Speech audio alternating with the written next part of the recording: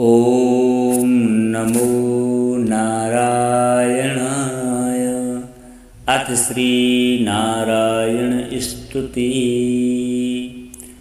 शान्ताकारं भुजगशयनं पद्मनाभं सुरेशं विश्वाधारं गगनसदृशं मेघवर्णं शुभांगं लक्ष्मीकान्तं कमलनयनं योगभिर्ध्यानगम्यं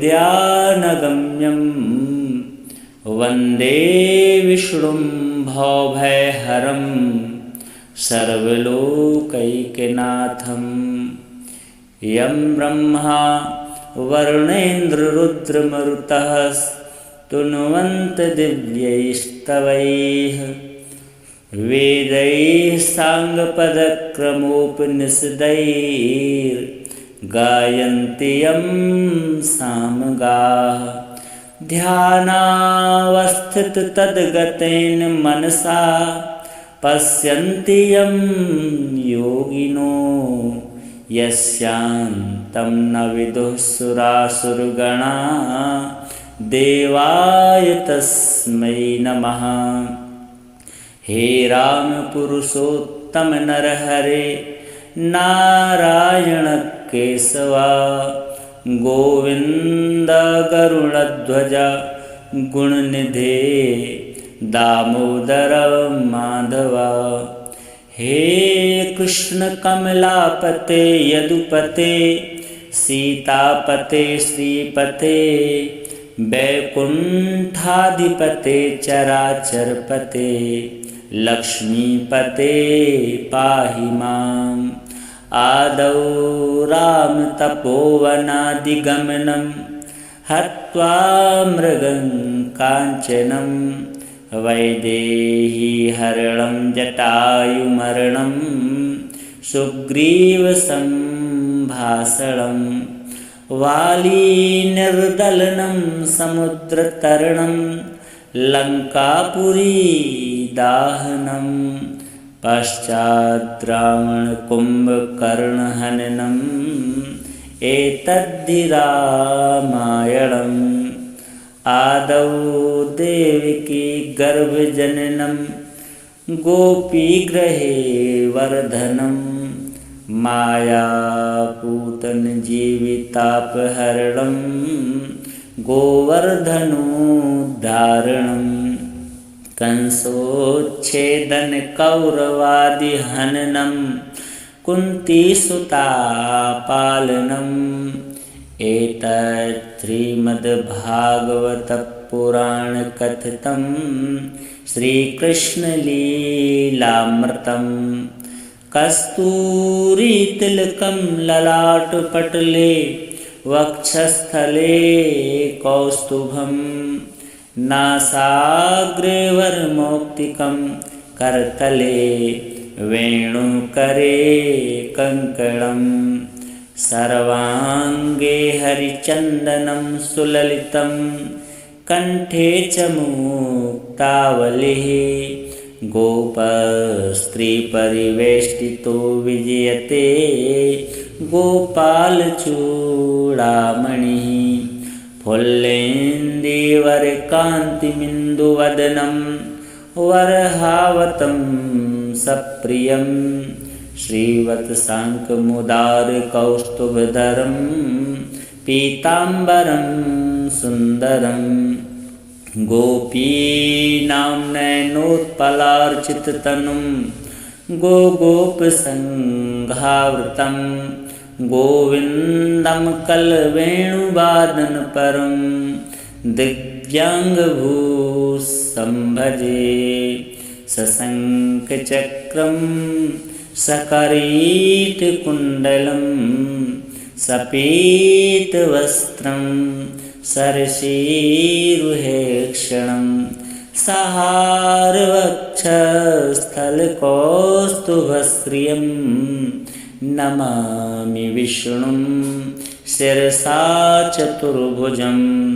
त्वमेव माता च पिता त्वमेव त्वमेव बन्धुश्च सखा त्वमेव त्वमेव विद्या द्रविणं त्वमेव त्वमेव सर्वं मम देवदेव।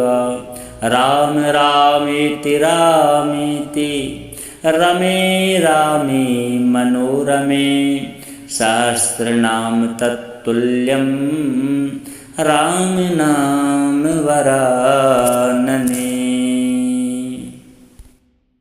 शान्ताकारं भुजगशयनं पद्मनाभं सुरेशं विश्वाधारं गगनसदृशं मेघवर्णं शुभांगं लक्ष्मीकान्तं कमलनयनं योगभिर्ध्यानगम्यं वन्दे विष्णुं भवभयहरं सर्वलोकैकनाथं। यं ब्रह्मा वरुणेन्द्ररुद्रमरुतः स्तुन्वन्त दिव्यैस्तवैः वेदैः साङ्गपदक्रमोपनिषदैर्गायन्ति यं सामगाः।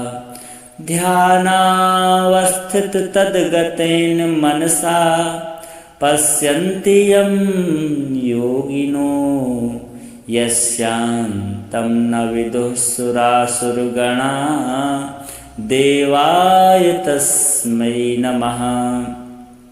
हे राम पुरुषोत्तम नरहरे नारायण केशवा गोविन्द गरुडध्वज गुणनिधे दामोदर माधवा। हे कृष्ण कमलापते यदुपते सीतापते श्रीपते वैकुण्ठाधिपते चराचरपते लक्ष्मीपते पाहि माम्। आदौ रामतपोवनादिगमनं हत्वा मृगं काञ्चनं वैदेहीहरणं जटायुमरणं सुग्रीवसम्भाषणं वालीनिर्दलनं समुद्रतरणं लङ्कापुरीदाहनं पश्चाद्रावणकुम्भकर्णहननम् एतद्धि रामायणम्। आदौ देवकी गर्भजननं गोपीगृहे वर्धनं मायापूतनजीवितापहरणं गोवर्धनोद्धारणं कंसोच्छेदनकौरवादिहननं कुन्तीसुतापालनम् एतत् श्रीमद्भागवतपुराणकथितं श्रीकृष्णलीलामृतं। कस्तूरीतिलकं ललाटपटले वक्षस्थले कौस्तुभं नासाग्रे वरमौक्तिकं करतले वेणुकरे कङ्कणं सर्वाङ्गे हरिचन्दनं सुललितं कण्ठे च मुक्तावलिः गोपस्त्रीपरिवेष्टितो विजयते गोपालचूडामणिः फुल्लेन्दीवरकान्तिमिन्दुवदनं वरहावतं सप्रियं श्रीवत्साङ्कमुदारकौस्तुभधरं पीताम्बरं सुन्दरं गोपीनां नयनोत्पलार्चिततनुं गोगोपसङ्घावृतं गोविन्दं कलवेणुवादनपरं दिव्याङ्गभूषम्भजे सशङ्खचक्रं सकरीटकुण्डलं सपीतवस्त्रं सरसीरुहेक्षणं सहारवक्षस्थलकौस्तुभश्रियं नमामि विष्णुं शिरसा चतुर्भुजं त्वमेव माता च पिता त्वमेव बन्धुश्च सखा त्वमेव विद्या द्रविणं त्वमेव सर्वं मम देव राम रामेति रमे रामे मनोरमे सहस्रनाम तत्तुल्यं राम नाम वरानने शान्ताकारं भुजगशयनं पद्मनाभं सुरेशं विश्वाधारं गगनसदृशं मेघवर्णं शुभांगं लक्ष्मीकान्तं कमलनयनं योगभिर्ध्यानगम्यं वन्दे विष्णुं भवभयहरं सर्वलोकैकनाथं यं ब्रह्मा वरुणेन्द्ररुद्रमरुतः स्तुन्वन्त दिव्यैस्तवैः वेदैः साङ्गपदक्रमोपनिषदैर्गायन्ति यं सामगाः ध्यानावस्थिततद्गतेन मनसा पश्यन्ति यं योगिनो यस्यान्तं न विदुः सुरासुरगणा देवाय तस्मै नमः। हे राम पुरुषोत्तम नरहरे नारायण केशवा गोविंद गरुड़ध्वज गुणनिधे दामोदर माधवा। हे कृष्ण कमलापते यदुपते सीतापते श्रीपते वैकुंठाधिपते चराचरपते लक्ष्मीपते पाहि माम्। आदौ राम तपोवनादिगमनं हत्वा मृगं काञ्चनं वैदेही हरणं जटायुमरणं सुग्रीवसम्भाषणं वालीनिर्दलनं समुद्रतरणं लङ्कापुरीदाहनं पश्चात् रावणकुम्भकर्णहननम् एतद्धि रामायणम्। आदौ देवकी गर्भजननं गोपीगृहे वर्धनं मायापूतनजीवितापहरणं गोवर्धनोद्धारणं कंसोच्छेदन कौरवादिहननं कुन्तीसुतापालनम्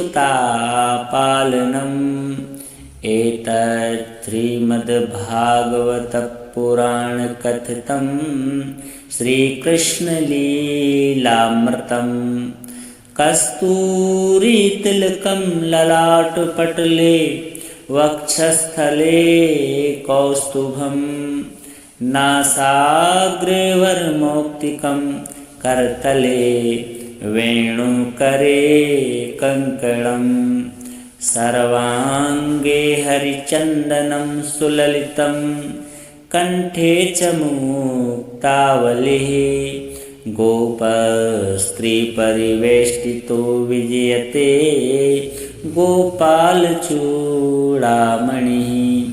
फुल्लेन्दीवरकान्तिमिन्दुवदनं वरहावतं सप्रियं श्रीवत्साङ्कमुदारकौस्तुभधरं पीताम्बरं सुन्दरं गोपीनां नयनोत्पलार्चिततनुं गोगोपसङ्घावृतं गोविन्दं कलवेणुवादनपरं दिव्याङ्गभूषं भजे सशङ्खचक्रं सकरीटकुण्डलं सपीतवस्त्रं सरसीरुहेक्षणं सहारवक्षस्थलकौस्तुभश्रियं नमामि विष्णुं शिरसा चतुर्भुजं त्वमेव माता च पिता त्वमेव बन्धुश्च सखा त्वमेव विद्या द्रविणं त्वमेव सर्वं मम देव राम रामेति रमे रामे मनोरमे सहस्रनाम तत्तुल्यं राम नाम वरानने शान्ताकारं भुजगशयनं पद्मनाभं सुरेशं विश्वाधारं गगनसदृशं मेघवर्णं शुभाङ्गं लक्ष्मीकान्तं कमलनयनं योगभिर्ध्यानगम्यं वन्दे विष्णुं भवभयहरं सर्वलोकैकनाथं यं ब्रह्मा वरुणेन्द्ररुद्रमरुतः स्तुन्वन्त दिव्यैस्तवैः वेदैः साङ्गपदक्रमोपनिषदैर्गायन्ति यं सामगाः ध्यानावस्थिततद्गतेन मनसा पश्यन्ति यं योगिनो यस्यान्तं न विदुः सुरासुरगणा देवाय तस्मै नमः। हे राम पुरुषोत्तम नरहरे नारायण केशवा गोविन्द गरुडध्वज गुणनिधे दामोदर माधवा। हे कृष्ण कमलापते यदुपते सीतापते श्रीपते वैकुण्ठाधिपते चराचरपते लक्ष्मीपते पाहि माम्।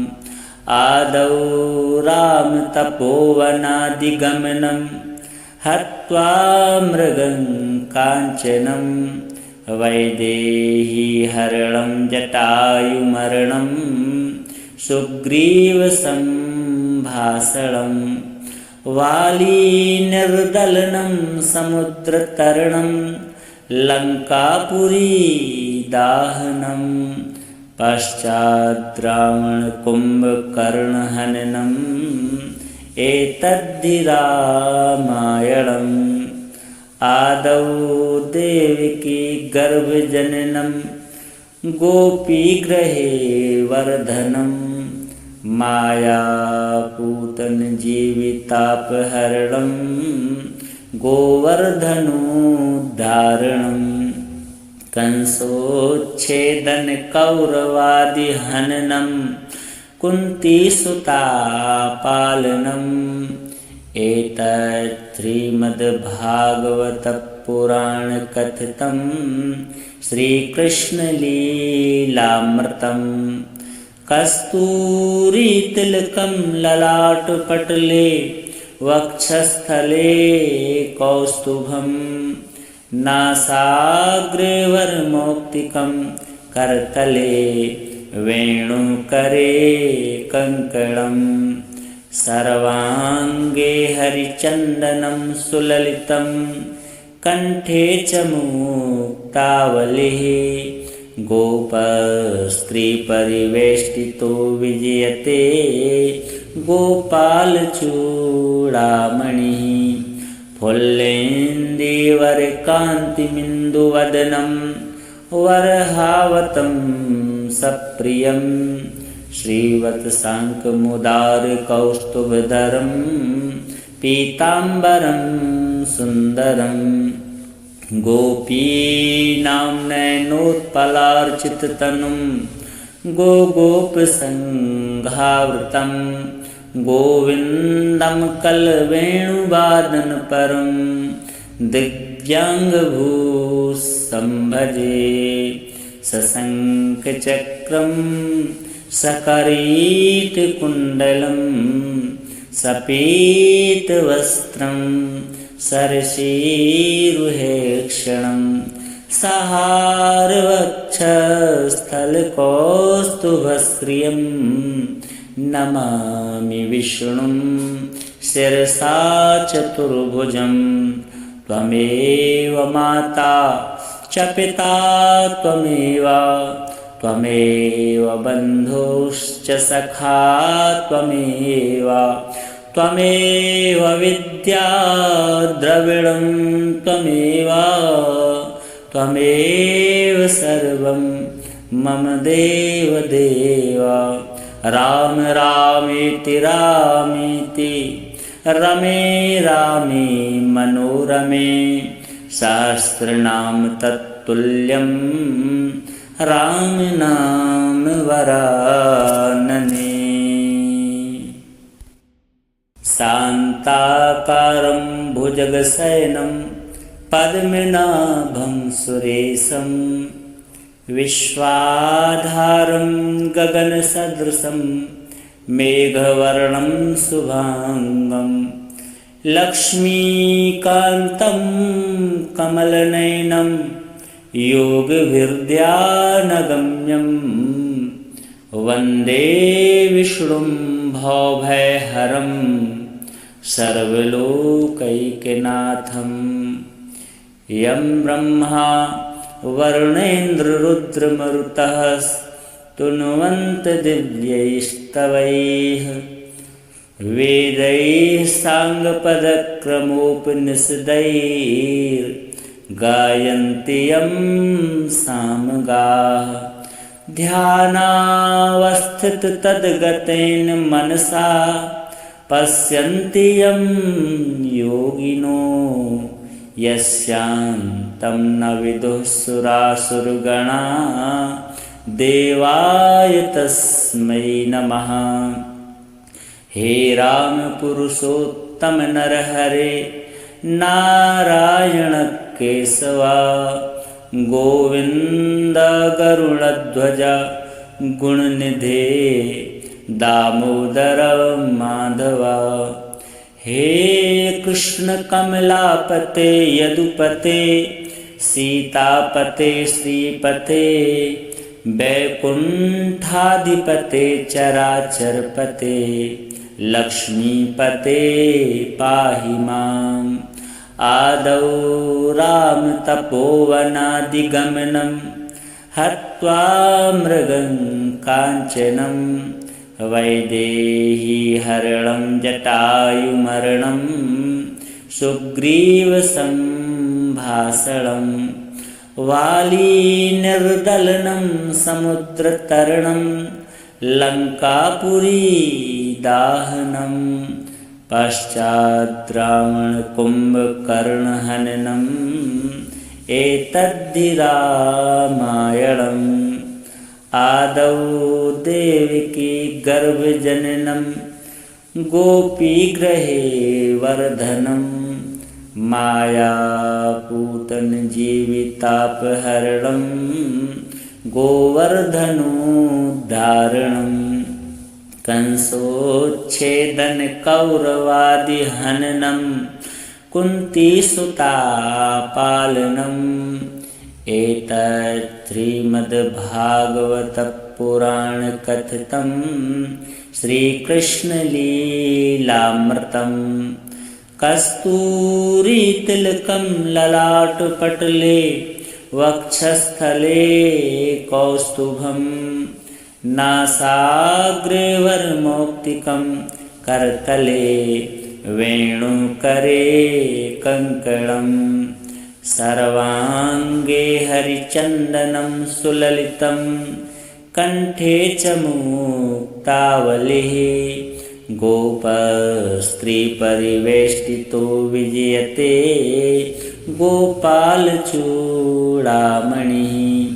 फुल्लेन्दीवरकान्तिमिन्दुवदनं वरहावतं सप्रियं श्रीवत्साङ्कमुदारकौस्तुभधरं पीताम्बरं सुन्दरं गोपीनां नयनोत्पलार्चिततनुं गोगोपसङ्घावृतं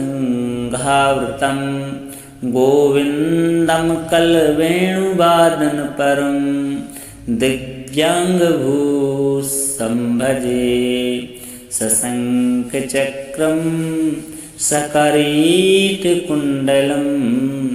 सपीतवस्त्रं सरसीरुहेक्षणं सहारवक्षस्थलकौस्तुभश्रियं नमामि विष्णुं शिरसा चतुर्भुजं त्वमेव माता च पिता त्वमेव बन्धुश्च सखा त्वमेव विद्या द्रविणं त्वमेव सर्वं मम देव राम रामेति रमे रामे मनोरमे सहस्रनाम तत्तुल्यं राम नाम वरानने शान्ताकारं भुजगशयनं पद्मनाभं सुरेशं विश्वाधारं गगनसदृशं मेघवर्णं शुभांगं लक्ष्मीकान्तं कमलनयनं योगभिर्ध्यानगम्यं वन्दे विष्णुं भवभयहरं सर्वलोकैकनाथं यं ब्रह्मा वरुणेन्द्ररुद्रमरुतः स्तुन्वन्त दिव्यैस्तवैः वेदैः साङ्गपदक्रमोपनिषदैर्गायन्ति यं सामगाः ध्यानावस्थिततद्गतेन मनसा पश्यन्ति यं योगिनो यस्यान्तं न विदुः सुरासुरगणा देवाय तस्मै नमः। हे राम पुरुषोत्तम नरहरे नारायण केशवा गोविंद गरुड़ध्वज गुणनिधे दामोदर माधवा। हे कृष्ण कमलापते यदुपते सीतापते श्रीपते वैकुंठाधिपते चराचरपते लक्ष्मीपते पाहि माम्। आदौ राम तपोवनादिगमनं हत्वा मृगं काञ्चनं वैदेहीहरणं जटायुमरणं सुग्रीवसम्भाषणं वालीनिर्दलनं समुद्रतरणं लङ्कापुरीदाहनं पश्चाद्रावणकुम्भकर्णहननम् एतद्धि रामायणम्। आदौ देवकी गर्भजननं गोपीगृहे वर्धनं मायापूतनजीवितापहरणं गोवर्धनोद्धारणं कंसोच्छेदनकौरवादिहननं कुन्तीसुतापालनं एतत् श्रीमद्भागवतपुराणकथितं श्रीकृष्णलीलामृतं कस्तूरीतिलकं ललाटपटले वक्षस्थले कौस्तुभं नासाग्रे वरमौक्तिकं करतले वेणुकरे कङ्कणं सर्वाङ्गे हरिचन्दनं सुललितं कण्ठे च मुक्तावलिः गोपस्त्रीपरिवेष्टितो विजयते गोपालचूडामणिः फुल्लेन्दीवरकान्तिमिन्दुवदनं वरहावतं सप्रियं श्रीवत्साङ्कमुदारकौस्तुभधरं पीताम्बरं सुन्दरं गोपीनां नयनोत्पलार्चिततनुं गोगोपसङ्घावृतं गोविन्दं कलवेणुवादनपरं दिव्याङ्गभूषम्भजे सशङ्खचक्रं सकरीटकुण्डलं सपीतवस्त्रं सरसीरुहेक्षणं सहारवक्षस्थलकौस्तुभश्रियं नमामि विष्णुं शिरसा चतुर्भुजं त्वमेव माता च पिता त्वमेव बन्धुश्च सखा त्वमेव विद्या द्रविणं त्वमेव सर्वं मम देव राम रामेति रमे रामे मनोरमे सहस्रनाम तत्तुल्यं राम नाम वरानने शान्ताकारं भुजगशयनं पद्मनाभं सुरेशं विश्वाधारं गगनसदृशं मेघवर्णं शुभाङ्गं लक्ष्मीकान्तं कमलनयनं योगभिर्ध्यानगम्यं वन्दे विष्णुं भवभयहरं सर्वलोकैकनाथं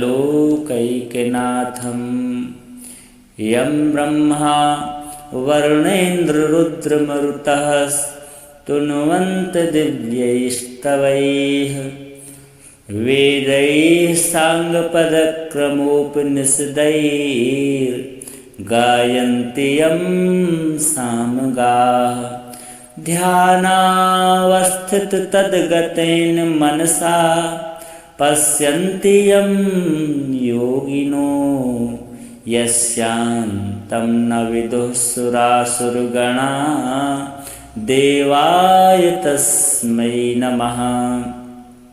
हे राम पुरुषोत्तम नरहरे नारायण केशवा गोविन्द गरुडध्वज गुणनिधे दामोदर माधव।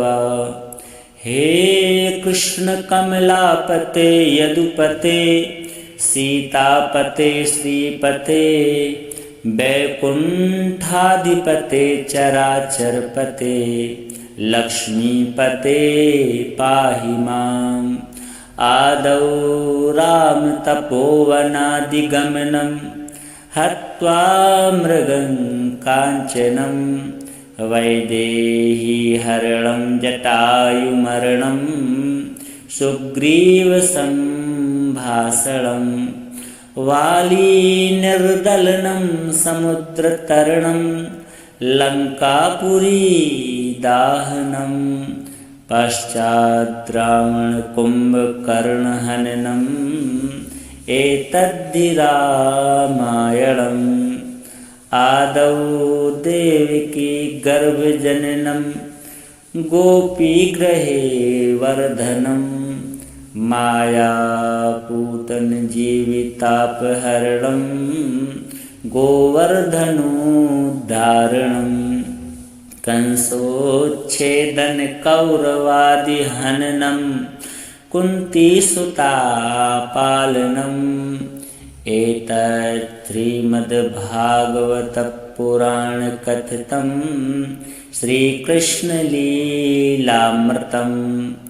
कस्तूरीतिलकं ललाटपटले वक्षस्थले कौस्तुभं नासाग्रे वरमौक्तिकं करतले वेणुकरे कङ्कणं सर्वाङ्गे हरिचन्दनं सुललितं कण्ठे च मुक्तावलिः गोपस्त्रीपरिवेष्टितो विजयते गोपालचूडामणिः फुल्लेन्दीवरकान्तिमिन्दुवदनं वरहावतं सप्रियं श्रीवत्साङ्कमुदारकौस्तुभधरं पीताम्बरं सुन्दरं गोपीनां नयनोत्पलार्चिततनुं गोगोपसङ्घावृतं गोविन्दं कलवेणुवादनपरं दिव्याङ्गभूसंभजे सशङ्खचक्रं सकरीटकुण्डलं सपीतवस्त्रं सरसीरुहेक्षणं सहारवक्षस्थलकौस्तुभश्रियं नमामि विष्णुं शिरसा चतुर्भुजं त्वमेव माता च पिता त्वमेव बन्धुश्च सखा त्वमेव विद्या द्रविणं त्वमेव सर्वं मम देव राम रामेति रमे रामे मनोरमे सहस्रनाम तत्तुल्यं राम नाम वरानने शान्ताकारं भुजगशयनं पद्मनाभं सुरेशं विश्वाधारं गगनसदृशं मेघवर्णं शुभाङ्गं लक्ष्मीकान्तं कमलनयनं योगभिर्ध्यानगम्यं वन्दे विष्णुं भवभयहरं सर्वलोकैकनाथं यं ब्रह्मा वरुणेन्द्ररुद्रमरुतः स्तुन्वन्त दिव्यैस्तवैः वेदैः साङ्गपदक्रमोपनिषदैर्गायन्ति यं सामगाः ध्यानावस्थिततद्गतेन मनसा पश्यन्ति यं योगिनो यस्यान्तं न विदुः सुरासुरगणा देवाय तस्मै नमः। हे राम पुरुषोत्तम नरहरे नारायण केशवा गोविन्द गरुडध्वज गुणनिधे दामोदर माधव। हे कृष्ण कमलापते यदुपते सीतापते श्रीपते वैकुण्ठाधिपते चराचरपते लक्ष्मीपते पाहि माम्। आदौ रामतपोवनादिगमनं हत्वा मृगं काञ्चनं वैदेहीहरणं जटायुमरणं सुग्रीवसम्भाषणं वाली निर्दलनं समुद्रतरणं लंकापुरी दाहनं पश्चात् रावण कुंभकर्णहननम् एतद्धि रामायणम् आदौ देवकी गर्भजननं गोपीगृहे वर्धनं मायापूतन जीवितापहरणं गोवर्धनोद्धारणं कंसोच्छेदन कौरवादिहननं कुन्तीसुतापालनम् एतत् श्रीमद्भागवतपुराणकथितं श्रीकृष्णलीलामृतं कस्तूरीतिलकं ललाटपटले वक्षस्थले कौस्तुभं नासाग्रे वरमौक्तिकं करतले वेणुकरे कङ्कणं सर्वाङ्गे हरिचन्दनं सुललितं कण्ठे च मुक्तावलिः गोपस्त्रीपरिवेष्टितो विजयते गोपालचूडामणिः फुल्लेन्दीवरकान्तिमिन्दुवदनं वरहावतं सप्रियं श्रीवत्साङ्कमुदारकौस्तुभधरं पीताम्बरं सुन्दरं गोपीनां नयनोत्पलार्चिततनुं गोगोपसङ्घावृतं गोविन्दं कलवेणुवादनपरं दिव्याङ्गभूसंभजे सशङ्खचक्रं सकरीटकुण्डलं सपीतवस्त्रं सरसीरुहेक्षणं सहारवक्षस्थलकौस्तुभश्रियं नमामि विष्णुं शिरसा चतुर्भुजं त्वमेव माता च पिता त्वमेव बन्धुश्च सखा त्वमेव विद्या द्रविणं त्वमेव सर्वं मम देव राम रामेति रमे रामे मनोरमे सहस्रनाम तत्तुल्यं राम नाम वरानने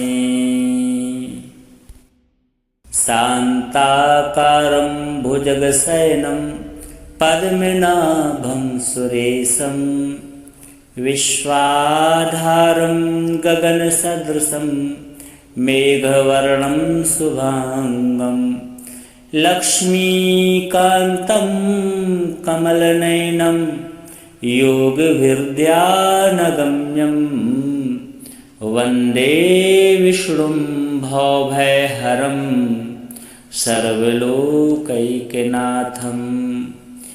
यं ब्रह्मा वरुणेन्द्ररुद्रमरुतः स्तुन्वन्त दिव्यैस्तवैः वेदैः साङ्गपदक्रमोपनिषदैर्गायन्ति यं सामगाः ध्यानावस्थिततद्गतेन मनसा पश्यन्ति यं योगिनो यस्यान्तं न विदुः सुरासुरगणा देवाय तस्मै नमः। हे राम पुरुषोत्तम नरहरे नारायण केशवा गोविन्द गरुडध्वज गुणनिधे दामोदर माधवा। हे कृष्ण कमलापते यदुपते सीतापते श्रीपते वैकुण्ठाधिपते चराचरपते लक्ष्मीपते पाहि माम्। आदौ रामतपोवनादिगमनं हत्वा मृगं काञ्चनं वैदेहीहरणं जटायुमरणं सुग्रीवसम्भाषणं वालीनिर्दलनं समुद्रतरणं लङ्कापुरीदाहनं पश्चात् रावणकुम्भकर्णहननम् एतद्धि रामायणम्। आदौ देवकी गर्भजननं गोपीगृहे वर्धनं मायापूतनजीवितापहरणं गोवर्धनोद्धारणं कंसोच्छेदनकौरवादिहननं कुन्तीसुतापालनम् एतत् श्रीमद्भागवतपुराणकथितं श्रीकृष्णलीलामृतं। कस्तूरीतिलकं ललाटपटले वक्षस्थले कौस्तुभं नासाग्रे वरमौक्तिकं करतले वेणुकरे कङ्कणं सर्वाङ्गे हरिचन्दनं सुललितं कण्ठे च मुक्तावलिः गोपस्त्रीपरिवेष्टितो विजयते गोपालचूडामणिः फुल्लेन्दीवरकान्तिमिन्दुवदनं वरहावतं सप्रियं श्रीवत्साङ्कमुदारकौस्तुभधरं पीताम्बरं सुन्दरं गोपीनां नयनोत्पलार्चिततनुं गोगोपसङ्घावृतं गोविन्दं कलवेणुवादनपरं दिव्याङ्गभूसंभजे सशङ्खचक्रं सकरीटकुण्डलं सपीतवस्त्रं सरसीरुहेक्षणं सहारवक्षस्थलकौस्तुभश्रियं नमामि विष्णुं शिरसा चतुर्भुजं। त्वमेव माता च पिता त्वमेव बन्धुश्च सखा त्वमेव विद्या द्रविणं त्वमेव सर्वं मम देव। राम रामेति रमे रामे मनोरमे सहस्रनाम तत्तुल्यं राम नाम वरानने। शान्ताकारं भुजगशयनं पद्मनाभं सुरेशं विश्वाधारं गगनसदृशं मेघवर्णं शुभांगं लक्ष्मीकान्तं कमलनयनं योगभिर्ध्यानगम्यं वन्दे विष्णुं भवभयहरं सर्वलोकैकनाथं। यं ब्रह्मा वरुणेन्द्ररुद्रमरुतः स्तुन्वन्त दिव्यैस्तवैः वेदैः साङ्गपदक्रमोपनिषदैर्गायन्ति यं सामगाः। ध्यानावस्थिततद्गतेन मनसा पश्यन्ति यं योगिनो यस्यान्तं न विदुः सुरासुरगणा देवाय तस्मै नमः। हे राम पुरुषोत्तम नरहरे नारायण केशवा गोविन्द गरुडध्वज गुणनिधे दामोदर माधव। हे कृष्ण कमलापते यदुपते सीतापते श्रीपते वैकुण्ठाधिपते चराचरपते लक्ष्मीपते पाहि माम्। आदौ रामतपोवनादिगमनं हत्वा मृगं काञ्चनं वैदेहीहरणं जटायुमरणं सुग्रीवसम्भाषणं वालीनिर्दलनं समुद्रतरणं लङ्कापुरीदाहनं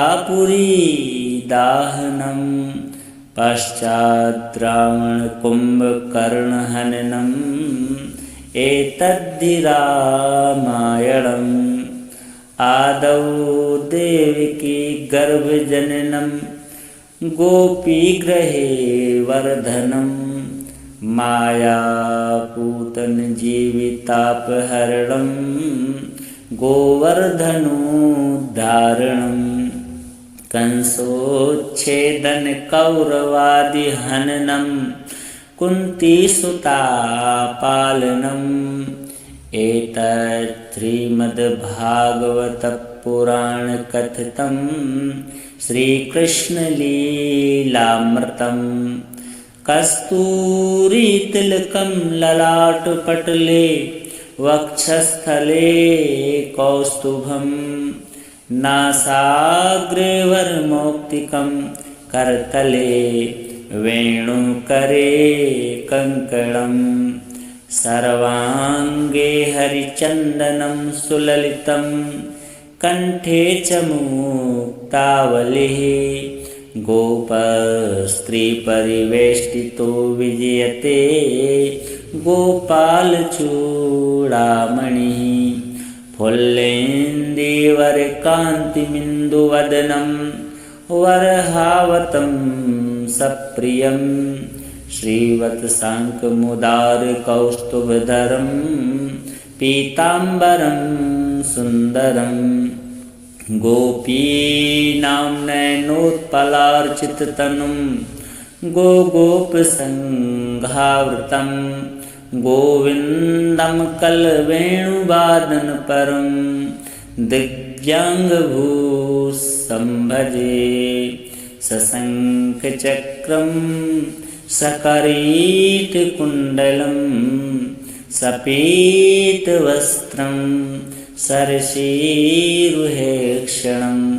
सहारवक्षस्थलकौस्तुभश्रियं नमामि विष्णुं शिरसा चतुर्भुजं।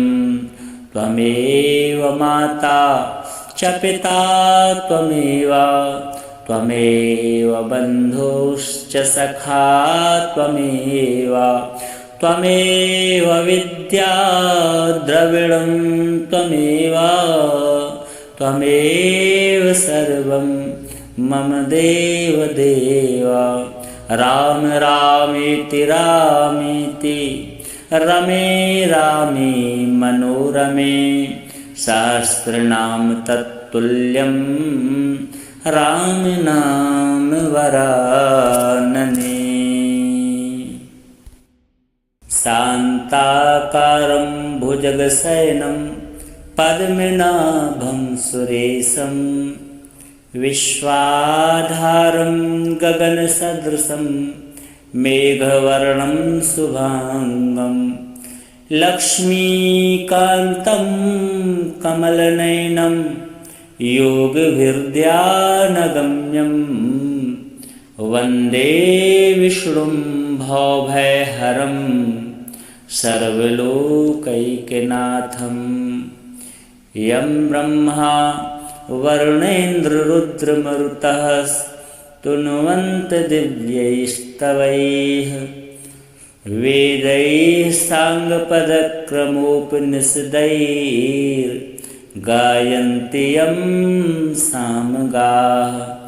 ध्यानावस्थिततद्गतेन मनसा पश्यन्ति यं योगिनो यस्यान्तं न विदुः सुरासुरगणा देवाय तस्मै नमः। हे राम पुरुषोत्तम नरहरे नारायण केशवा गोविंद गरुड़ध्वज गुणनिधे दामोदर माधवा। हे कृष्ण कमलापते यदुपते सीतापते श्रीपते वैकुंठाधिपते चराचरपते लक्ष्मीपते पाहि माम्।